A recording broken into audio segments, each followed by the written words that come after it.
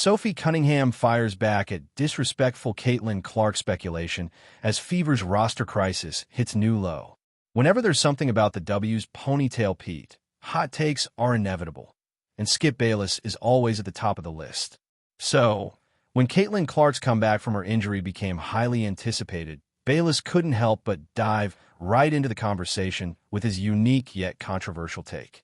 And that's when he claimed the W is lying about her injury, writing on X. Maybe Caitlin Clark has taken a couple of injury breaks just because she needed a mental break from all the jealousy and resentment and bullying and cheap shots. But is she? Not really, if you ask Sophie Cunningham. As CC's guardian angel, after hearing all these claims, she couldn't help but respond. And what's better than her very own podcast show? So, during the August 19th episode of Show Me Something, she began by calling Bayless' take bull, and then shared, when you're an elite-level player, you not being able to play is the hardest part. Mentally, physically, emotionally. You know what I mean? Like it's not playing. It's when you're playing is like when you're a part of it. Like you're built for that. So when people say stuff like that, I'm just like, just shut up. Injuries have been a painful theme for the Fever this season, and Caitlin Clark has felt that sting deeply. As an elite-level player on a limited roster, being sidelined while the team inches closer to a playoff berth is especially devastating. Sophie Cunningham understands that frustration better than anyone. Last year, she battled a dead collarbone with the Phoenix Mercury, and now she's ruled out for the rest of this season after tearing her MCL in the August 18th win over the Sun. With Clark limited to just 13 appearances in the Fever's 35 games, the injury struggles are a shared reality for the two teammates. But while fans continue to speculate about Clark's status, Cunningham has made it clear she doesn't buy into theories because, as she put it, no one really knows. Everyone keeps asking, I'm like, literally she doesn't even know. Or it's just like a day-by-day legit type of a thing. So yeah, she's close. Cunningham said earlier in the podcast, and that's exactly what Stephanie White has been echoing since July 15th, when CC went out after her right groin injury. But while weeks have passed, there's still no update on Indiana's Fever Sensations injury. But the delay's got a reason too. You also have to remember, she could be playing if it wasn't in the WNBA right now. But at this level, how deep and how good people are nowadays in our league, which is the best it's ever been, you can't just be good. You have to be on top of your game. So just trying to get her back in game shape, I think, is what they're trying to do, Sophie reasoned. Well, yes, that's right. Remember CC during the July 15th game? She went 1-4-7 on three-point attempts, part of her 6-4-26 from downtown in the last 4 games she played. While she did take rest after her left groin injury, it seems it wasn't enough to heal her muscles, and that's why her cold shooting happened. And that's not just an assumption, as Lisa Leslie, who herself underwent a similar injury back in 2006, explained, long-range shooting is the most affected when the groin is injured. So, this time, White needs to be extra sure about when to play her offensive ace.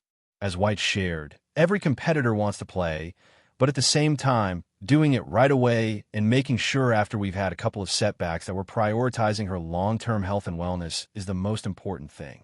And yes, long-term health is the most important, as groin injuries last longer. As for Leslie, the pain still lingers when she plays tennis.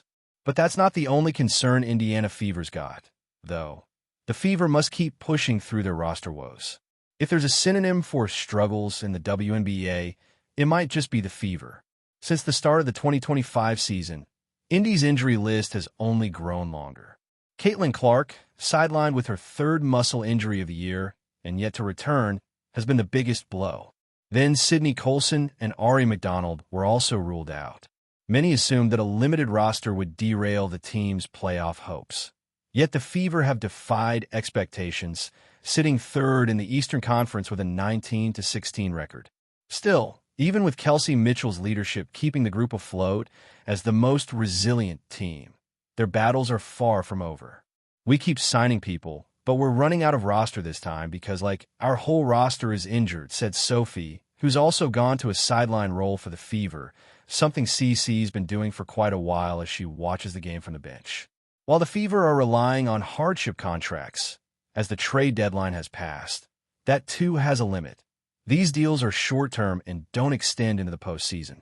And while the Fever signed She Petty on a 7-day hardship contract after releasing Kyra Lambert, this process can only be repeated 3 times for the same player. So now, with 10 players eligible to play, of which Odyssey Sims and Petty are on hardship contracts, the Fever are anticipating CC's comeback. The WNBA is no stranger to drama, on the court, off the court, and everywhere in between. Rivalries fuel headlines, injuries reshape narratives, and personalities often clash in ways that electrify fans and stir conversation. But as the Indiana Fever faced yet another roster crisis late in the season, an unlikely twist emerged. Speculation swirling around Caitlin Clark, and a fiery response from one of the league's loudest voices, Sophie Cunningham.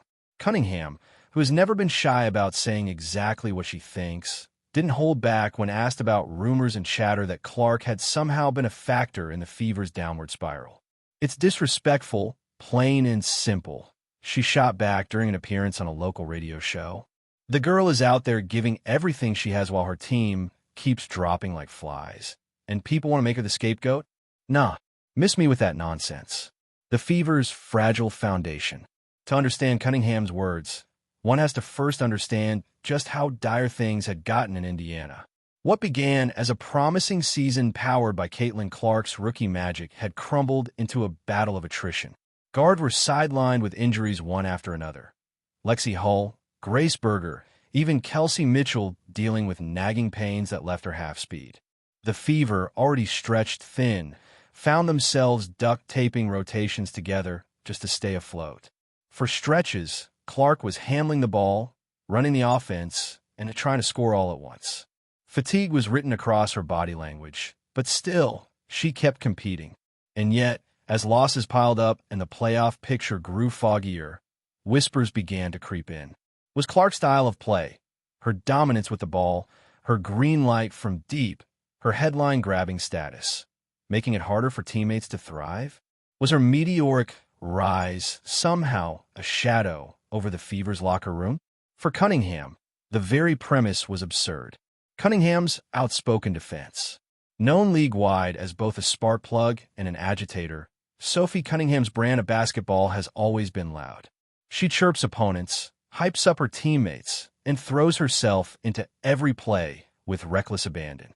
But beneath that bravado is also a player who fiercely protects the sanctity of competition.